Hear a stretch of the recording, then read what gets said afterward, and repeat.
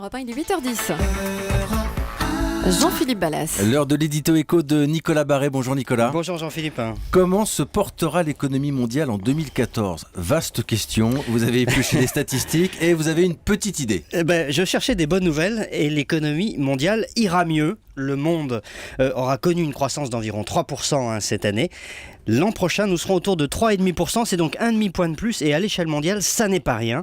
Ce qui est intéressant aussi, c'est de voir d'où l'on vient, parce qu'il y a un an, il y avait au moins 3 grands points d'interrogation. Les États-Unis, première économie mondiale, vont-ils repartir ? La Chine va-t-elle plonger ? La zone euro va-t-elle sortir de la récession ? Et alors, roulement de tambour, la réponse ? Alors, la réponse la plus spectaculaire vient des États-Unis qui terminent l'année en fanfare, plus de 4% de croissance au troisième trimestre, l'immobilier qui repart, la consommation aussi, les ventes de voitures, tiens par exemple, auront connu leur meilleure année depuis 2007, la crise là-dessus est effacée. La Chine, deuxième économie mondiale, n'a pas plongé, Pékin a annoncé hier une croissance de 7,6% pour 2013, il va falloir quand même surveiller la Chine de très près l'an prochain car il pourrait y avoir un accident grave dans le secteur bancaire, mais pour le moment ça tient. Et puis enfin la zone euro, elle est sortie de 2 années de récession, dynamisme en Allemagne avec 1,7% de croissance prévue l'an prochain.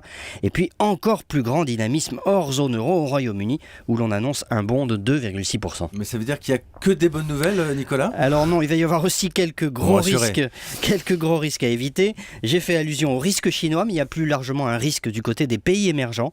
Plusieurs ont connu une alerte cet été, Inde, Brésil, Turquie, Afrique du Sud, etc. Leur monnaie s'est effondrée, ces économies sont fragiles. Deuxième risque, dans plusieurs pays développés comme les États-Unis, le Japon, le Royaume-Uni, la Banque centrale a fait marcher la planche à billets pour soutenir l'activité. En 2014, il va falloir débrancher cette respiration artificielle. Comment réagira le malade ? Nul ne le sait. Et puis enfin, le troisième risque nous concerne directement, c'est que la reprise qui se dessine ailleurs nous passe sous le nez. La France est à la traîne malheureusement et c'est ce qui fait que d'ailleurs nous avons beaucoup de mal à réduire le chômage. Mais allez, ne soyons pas trop pessimistes, retenons que l'économie monde ira mieux l'an prochain et puis à nous d'en profiter. Haut les cœurs, merci Nicolas Barré. Europe 1, il est 8h12. Europe 1.